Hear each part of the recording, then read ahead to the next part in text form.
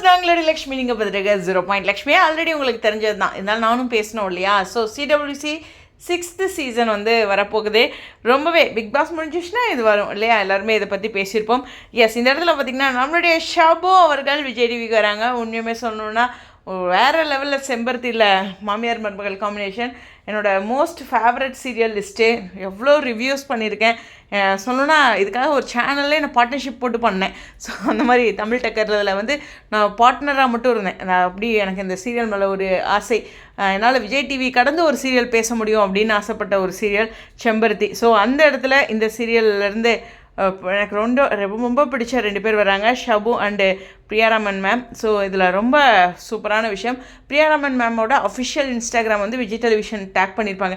எனக்குமே அவங்களோட official Instagram இருக்கா இல்லையா அதை பற்றி எனக்கு தெரியல. இருந்த மாதிரி நான் ஏதோ நினச்சிட்டு இருந்தேன். பட் 3 போஸ்ட்டு தான் போட்டிருக்காங்க. ஸோ இதில் எல்லாமே அந்த லிஸ்ட் ஏதோ பாருங்கள், அந்த லிஸ்ட் இருக்குது. அதே மாதிரியே வந்துட்டு பயங்கர போல்டான நம்மளுடைய லக்ஷ்மி ராமகிருஷ்ணன் நேம் சொன்னோன்னே நமக்கு தோணுவது சொல்வதெல்லாம் உண்மை.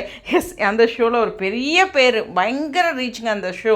ஸோ அதில் இவங்களும் ஒரு பெரிய காரணம். ஸோ அந்த மாதிரி அவங்களும் வராங்க CWC 6ல். அடுத்து அமரன் மூவியில் உமர் இவர் வந்து அங்கே மூவி பண்ணியிருந்தார்.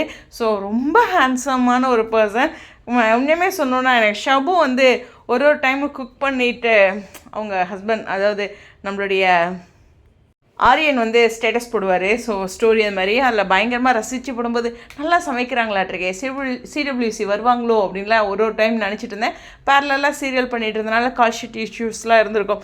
பட் இந்த முறை எல்லாருமே வராங்க. இன்னுமே சர்ப்ரைஸாக நிறைய செலிப்ரிட்டிஸ் இருக்காங்க.